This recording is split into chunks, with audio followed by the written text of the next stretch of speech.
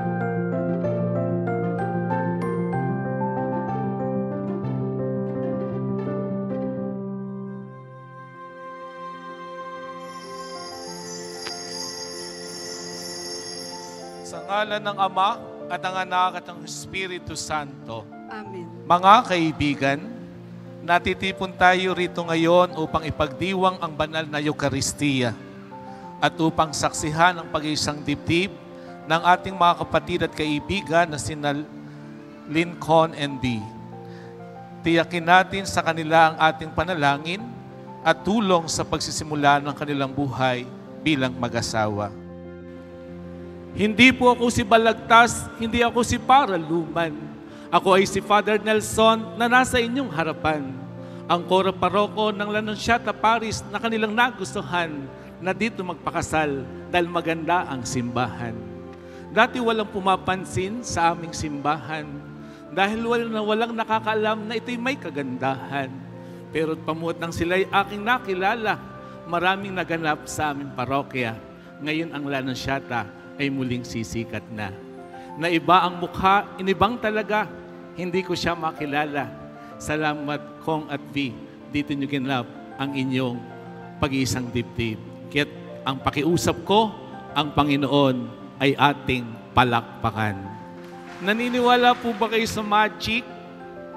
Tingnan po ninyo ang inyong paligid. Magic po dahil sa pag-iibigan ni Kong and V. Ang magic po ay laging tinitingnan natin na imposible, pero hindi ninyo namamalayan nagiging posible. Alam po ninyo, tayong lahat ay mahal ng Diyos at ay nilikha ng Diyos dahil sa Kanyang pag-ibig. At ito ang Kanyang utos, mag-ibigan kayo. Kaya ako'y naniniwala na narito si Kong at si V dahil nagmamahalan sila. At ang pagmamahalang nilang ito ay may 4 na katangian na aking nakita sa kanila pamuhat nung sila'y aking makilala. Ang una pong katangian ng pag-ibig, love is simple. At katulad po ng pagmamahal sa atin ng Diyos, napakapayak ng pag-ibig ng Diyos. At ito rin po ang nakita ko sa 2 ikakasal na ito. Ang kanila pong pagmamahalan ay nag-umpisa sa napakapayak, napakasimple. Si Kong po ang nagsimula ng social media. Dati pa motor-motor lang yan at ilan ang nanonood sa kanya. Ganun po kasimple at kasimula ang kanilang pagmamahalan. Pangalawa pong katangian ng pag-ibig, love must be shown. Pinatunayan po ito sa atin ng ating Panginoong Hesukristo. For 3 years, siya'y nagpagaling ng maraming mga may sakit. Siya'y nangaral ng marami sa iba't ibang mga tao. Ipinaramdam niya at ipinakita niya ang pagmamahal sa sanlibutan. Ang pagmamahal na ito ay ganun din po kina V and Kong TV. Nag-usap po kami ni Kong sa lugar na yan. Sabi ko, Tol, sana'y dito ka na magpakasal sa aking parokya nang makilala naman ng aming parish. Sabi ko, kasi mapapalipat na ako eh. Ang sabi niya sa akin, huwag kang mag-alala, Father.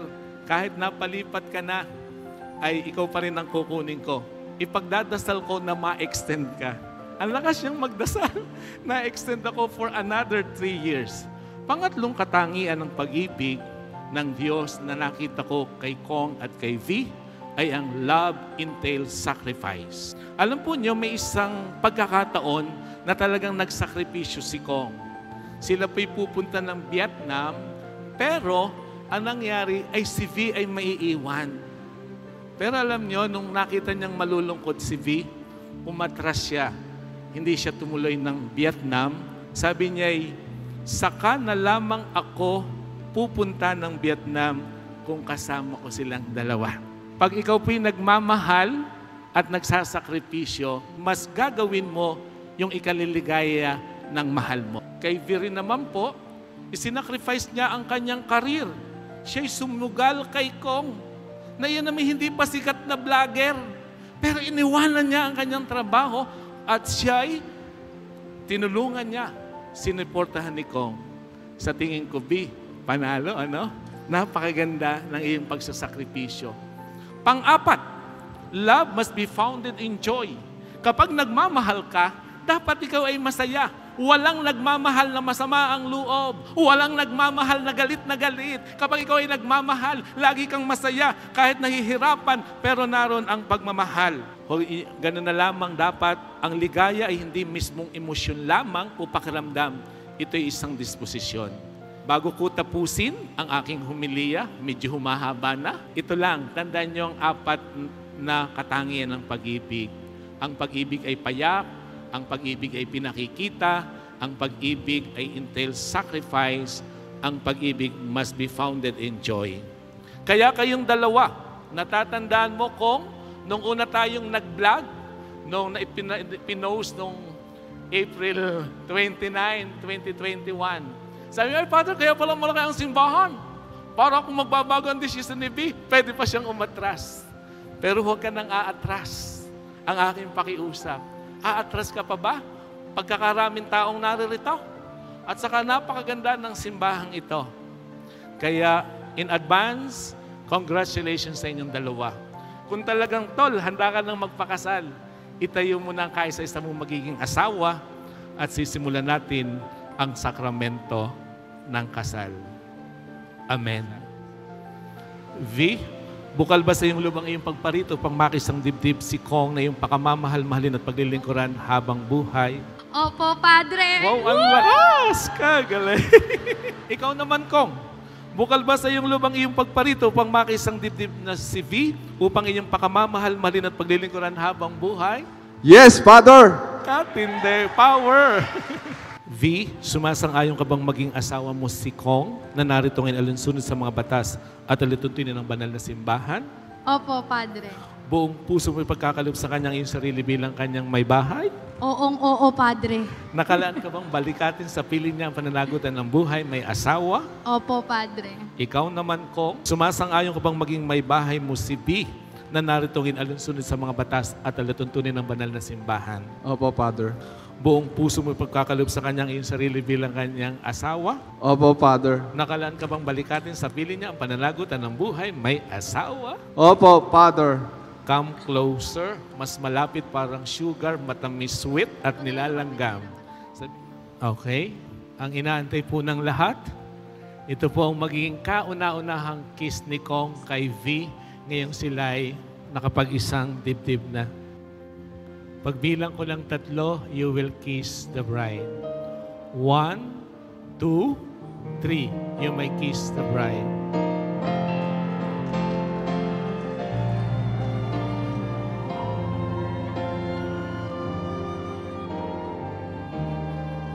Okay, take 2. Thank you, Lord. Pagbilang ko ulit ng 3, 1, 2, 3. You may kiss the bride. Palakpakan po natin ang bagong kasal.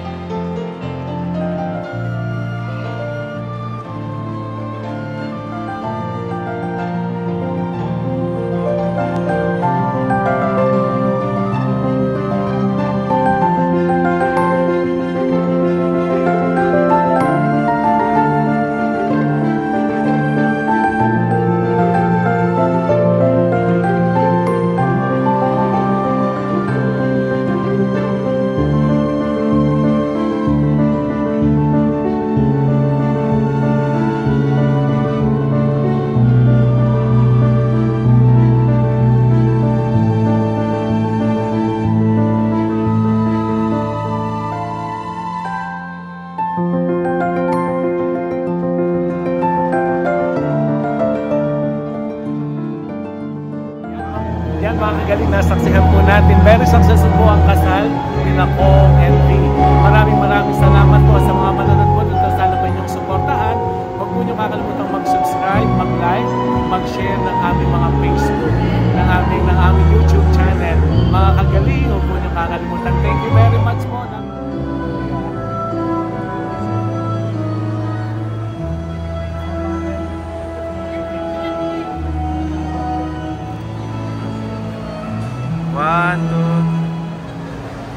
Tol, nangako na sila sa October 25 sa Marelo Camp sa San Juan, Batangas. Yala, bless! Bless kay Father.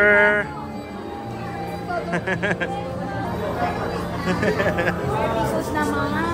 Normal. Kasama ko isang araw sila. Kasi sa kapatid doon, mapunta po siya ni Kaloy Bolivia. Si Father Ano. Okay lang po. Patricia. 3,000. Hindi po yam yan ha. Mothers, si Ina Eva, nila po po. Matagal na po Huli na po ba? May pag-asa pa po ba? Tapos sugunin po dito. Ayaw na ganun pa. Father Diocese, Religious po kami, Old Grades of St. Joseph. Yan po, ngayon po ay papalabas na po sila kong TV. Abangan po natin ha, ang bagong kasal. At abangan po nyo ang fireworks maya-maya ng within a few minutes. Maya-maya ng fireworks. Thank you po, God bless mga kaibigan. guys, 1 minute po tayo pakinggan si Boss Kate. Guys, paglabas po nila, pagtaas. Yung mga wala pong hawak, palakpakan. Palakpakan, nagkasama sa gawang practice. 1, 2, 3, go! Mahina pa yun, pero okay na lang. Mamaya, mas galing yun.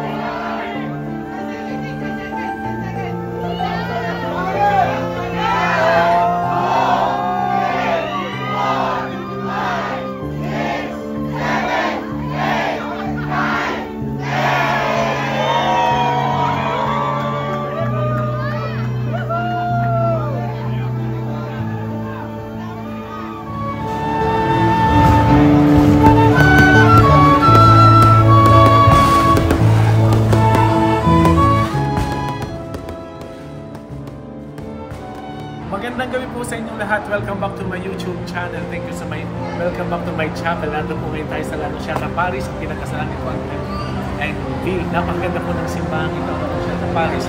Ito pinapakalawak. 8,667 square meters. Ang frontage ay 104.3 meters. Pababa 97.2. Napakalawak po ng parking. May auditorium po sa baba, reception area. At napaka-preso po ng simbahan. Yan po. Thank you very much po. At sana po ay marapag napanood nyo ang vlog na ito at ang vlog ni Kong Tim at ang kanilang wedding. Sana ay marami magpakasal sa Lanunciata, Paris. Ako po si Father Nelson, ang Paris priest ng Lanunciata, Paris. Lagi ko po sinasabi, I love you 3 times a day. Salute!